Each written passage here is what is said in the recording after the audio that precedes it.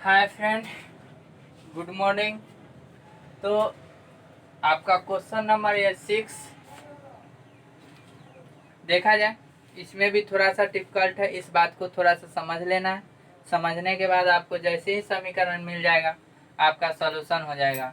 तो सबसे पहला काम हम लोग को प्रश्न में क्या होगा, जो भाषा बोल रहा है उस भाषा को समीकरण में कैसे बदला जाए। अगर ये चीज आप लोग बदलना सीख लें तो समीकरण में कोई जान नहीं है, भाषा पर आधारित हो चाहे पिछले आपने जो समीकरण पढ़ा, पिछले समीकरण जो आप पढ़ा तो आपको तो ऐसा लग ही गया होगा कि समीकरण क्या चीज है। लेकिन कुछ भाषा पर आधारित प्रश्न जो है, कुछ भाषा पर आधारित जो प्रश्न है उस प्रश्न को भाषा से समीकरण में बदलने में कठिनाई होती है। तो यही कठिनाई को दूर करने के लिए मैंने आप लोगों के साथ हूँ, लेकिन आप लोग भी हमारे साथ रहिए। तो देखते हैं हम लोग क्वेश्चन क्या बोल रहा है। तो क्वेश्चन कह रहा है दो अंकों की एक संख्या या तो अंकों के योगफल के 8 गुने से एक अधिक या अंकों के अंतर के 13 गुने से 2 अधिक है। तो संख्या ज्ञात करें। हमने आपको कई बार कहा जी डायरेक्ट क्वेश्चन को पढ़ के खत्म कर देने से हमारा समीकरण तैयार नहीं होगा। इसके लिए आपको समीकरण तैयार करने के लिए हमको क्वेश्चन को धीरे धीरे और स्टेप बाय स्टेप पढ़ना होगा। यानी एक लाइन में जो बात कह रही है उस बात को पढ़कर समझकर तब समीकरण लिखकर उसके बाद आगे बढ़ना पड़ेगा। तो देखिए अब हम पढ़ते हैं किस प्रकार क्वेश्चन पढ़ा जाता है, उस प्रकार पढ़ते हैं। तो बोल रहा है दो अंकों की एक संख्या। हमने क्या बोला आपको, दो अंकों की एक संख्या। तो हमारे माइंड में एक बात आ गया होगा जो अब हम लोग को मानना ही पड़ेगा कि इकाई की अंक x तथा दहाई की अंक y होगा। ओ आपको विचार है जो x y न माने, तो आपको जो इच्छा है वह मानिए, कोई प्रॉब्लम नहीं है। एक्स वाई इसलिए मानने के लिए हम बोलते हैं क्योंकि अक्सर बुक हो या अक्सर कोई भी टीचर हो आपको यही एक्स वाई ही बताएंगे। तो ऐसा ना हो कि हम लोग एम एन मान ले, पी क्यू मान ले, फिर वहाँ जाए तो हम कहीं अलग भी आप लोग देखते होंगे। ऐसा बात तो नहीं है जो एक ही वीडियो देख के रह जाते होंगे। तो वहाँ पे एक्स वाई, तो आपके माइंड में कन्फ्यूजन आएगा कि सर वहाँ पे एक्स वाई माने, यहाँ पे पी क्यू माने, यहाँ पी के मान निकाले, वहाँ एक्स का मान निकला। अब हमको ऐसे स्थिति में आप लोग देखिएगा तो कन्फ्यूज ज़्यादा होइएगा। इसीलिए कॉन्सेप्ट अपना होना चाहिए, तरीका अपना होना चाहिए। उसके बाद लेटर में क्या रखा है, कुछ है लेटर में नहीं ना, कोई भी चर राशि मान लीजिएगा, कोई प्रॉब्लम नहीं होगा। तो हम लोग मानते हैं एक्स वाई पर ही बनाते हैं। तो यहाँ तक पढ़ा तो हमको यह पता चला कि हमको संख्या पता नहीं है। जब संख्या पता नहीं है, अगर दो अंकों की संख्या है तो हमको इकाई के अंक और दहाई के अंक मानना पड़ेगा। तो हम लोग मानते हैं, माना कि इकाई का अंक x तथा दहाई का अंक y है।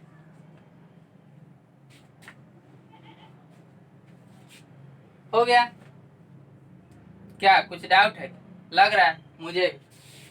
लिख देते हैं, माना कि दो अंकों की संख्या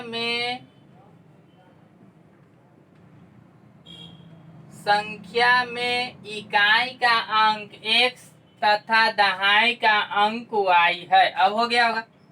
चलिए अब तो यह हमारा काम था मानना, हमने मान लिया।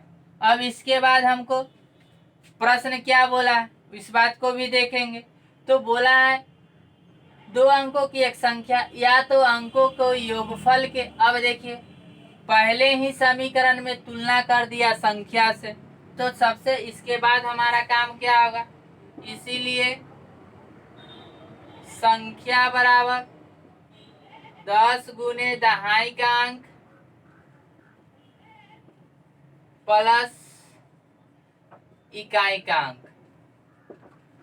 अर्थात 10y प्लस x। अब देखिए हमने संख्या भी बना लिया, जो संख्या हमारा क्या है 10y प्लस x।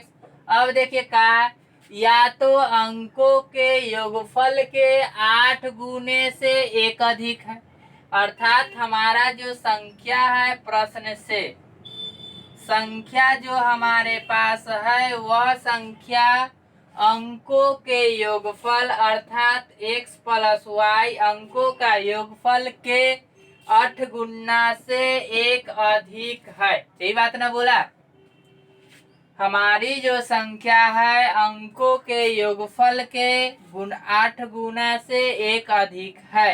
अब इसी बात को थोड़ा सा तोड़ के सही दिशा में ले लेते हैं और समीकरण बना देते हैं। 10y प्लस x बराबर 8x प्लस 8y बराबर 1। दोनों को इधर ले आइए। 10y minus 8y plus x minus 8x बराबर 1। अब देखिए यहाँ पे 2y माइनस 7x बराबर 1 समीकरण 1। अब देखिए पहला कथन से हमारा समीकरण 1 तैयार हो गया, दूसरा कथन से हम लोग समीकरण 2 तैयार करेंगे। तो पुनः प्रश्न से, अब देखिए पुनः प्रश्न में क्या बोला, अंकों के अंतर, यानी कि इस बात को लेकर ही चलना है, संख्या जो हमारा है वह अंकों के अंतर के। तो सबसे पहला वर्ग हम लोग का होगा 10y प्लस x, यह हमारा संख्या था। अंकों के अंतर बोला जाए तो y माइनस x, अंकों का अंतर बोला जाए तो y माइनस x के काय गुना 13 गुना से 2 अधिक है। यह देखिए क्या बोला, अंकों के अंतर के 13 गुना से 2 अधिक है, तो 2 अधिक हो गया इक्वल टू कर दिए। फिर उसी तरह 10y प्लस x बराबर 13y माइनस 13x प्लस कितना 2। चलिए अब क्या करें, दोनों को उठाकर इधर ले आते हैं, यानी कि 10y minus 13y plus x plus 13x बराबर 2। अब इस बात को यहाँ पे हम लोग डील कर लेते हैं। 10y में से 13y घटेगा नहीं, तो 13 में से 10 गया y, 3y, 13 बड़ा है इसलिए इसके आगे माइनस का चिन्ह लगाएंगे। फिर यहाँ पे देखिए यह जुटेगा तो 10 13 1 14x बराबर 2। यह हमारा हो गया समीकरण 2। अब देखिए समीकरण 1 और समीकरण 2 वहाँ पे हमारा तैयार हो गया। इससे यहाँ पे अब आपको लुप्तीकरण विधि से x और y का मान निकाल लेना है। तो x का मान निकलेगा हमारा 1 और y का मान निकलेगा 4, अर्थात संख्या निकलेगा हमारा 41। तो आप लोग इसको बना लीजिएगा, लुप्तीकरण विधि से x और y का मान निकाल लीजिएगा और जो मान आएगा वह संख्या के जगह पर रख दीजिएगा, अर्थात 10 गुने y प्लस x, इसमें x और y का मान रखिएगा। उसके बाद 41 आपका आंसर आ जाएगा। अगला क्वेश्चन हम लोग देखते हैं।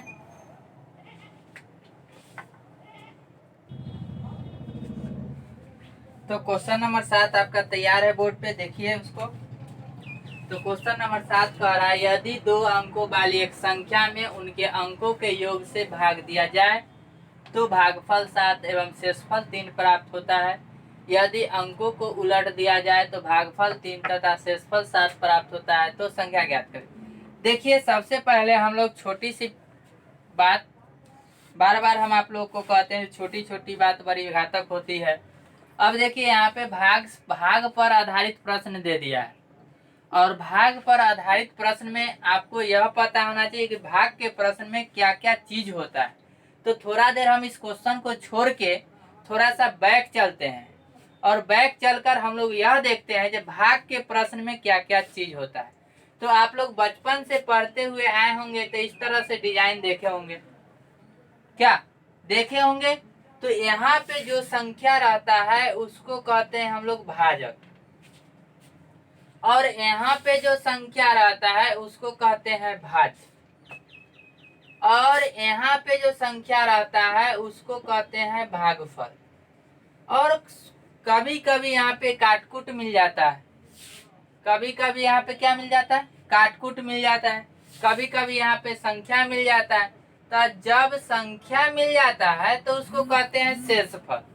जब संख्या मिल जाता है तो उसको क्या कहते हैं, शेषफल। और जब काटकुट मिलता है तो उसको कहते हैं शेषफल बराबर 0।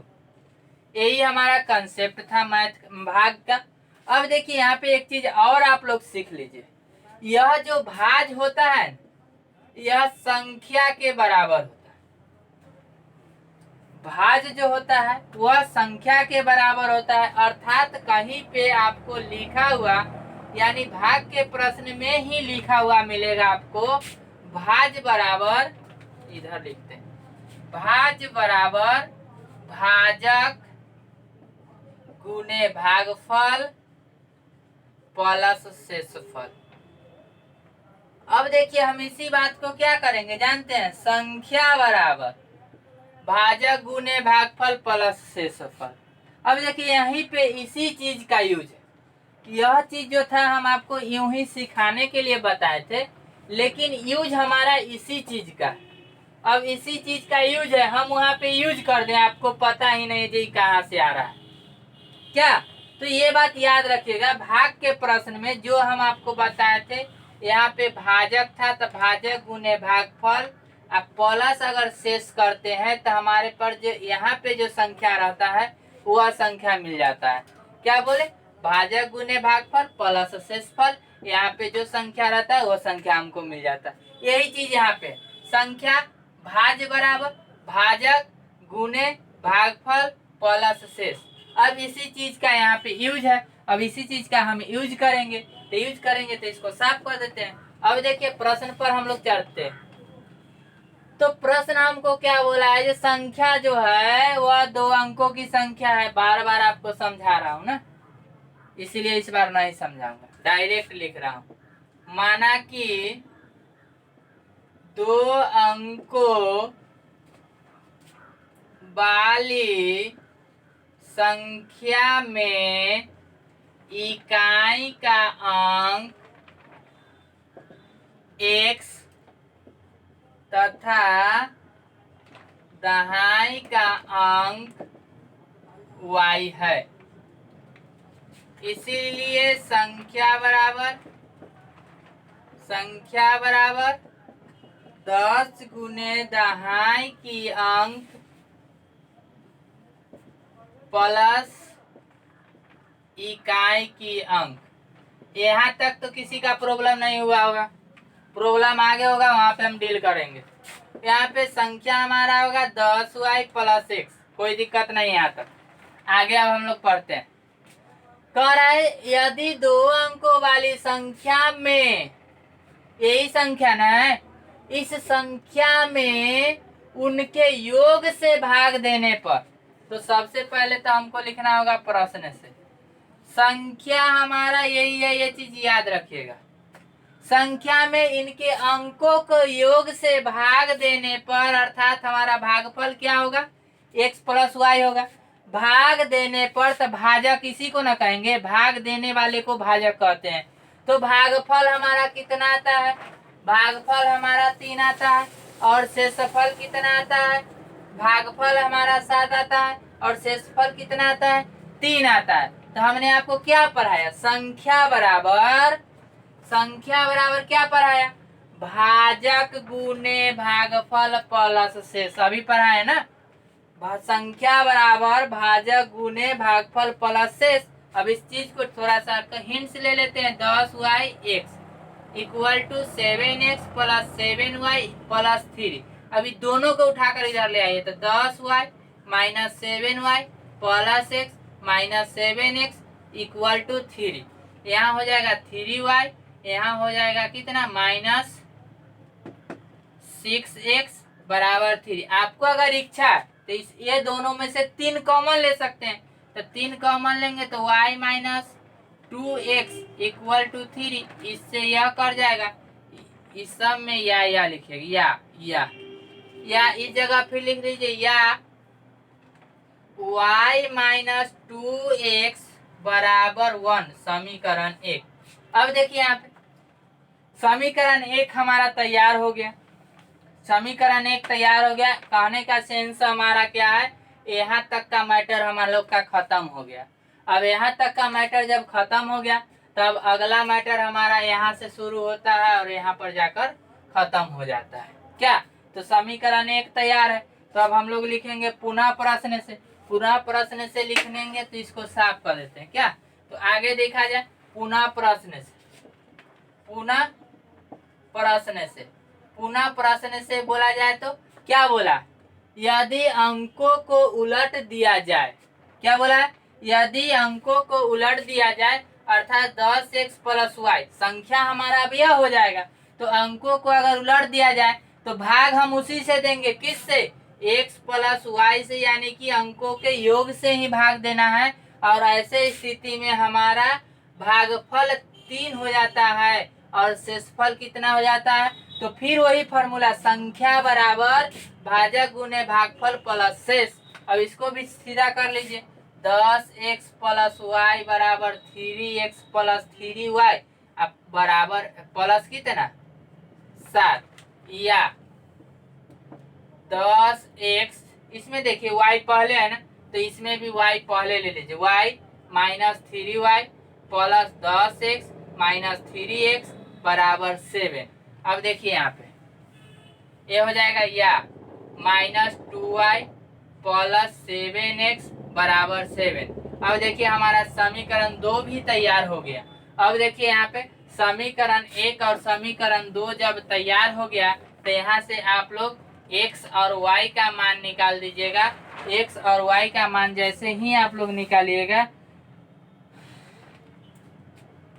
x और y का मान जैसे ही आप लोग निकालिएगा तो यहाँ पे x का मान आपका आएगा कितना 3 और इसका मान आएगा 7, अर्थात संख्या जो हमारा आएगा वह संख्या हो जाएगा 73। यही हमारा आंसर होगा क्योंकि संख्या ज्ञात करने के लिए बोला है।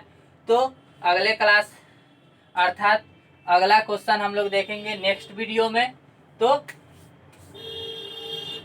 समझ में आ रहा ही होगा क्या क्या प्रॉब्लम, यहाँ पे कुछ नहीं करना है, कुछ नहीं, यह माइनस है, यह माइनस, यह प्लस है, अर्थात इस पर तो हमको सोचना नहीं, लुप्तीकरण विधि हम आपको बताए हुए हैं। तो यहाँ पे देखिए इस y के आगे कितना है 1 है तो इसमें 1 से गुना कीजिएगा, यहाँ पे कितना है 2 है तो इसमें 2 से गुना कीजिएगा। इस बात को लिख दीजिएगा, समीकरण 1 में 2 से तथा समीकरण 1 में 1 से गुना कर। अब देखना है जो यह माइनस है यह प्लस है, अर्थात असमान चिन्ह है, यानी कि असमान चिन्ह है तो जोड़ना है। तो समीकरण 1 में 2 से तथा 2 में 1 से गुना कर जोड़ने पर और लुप्तीकरण विधि से निकाल दीजिए, निकल जाएगा।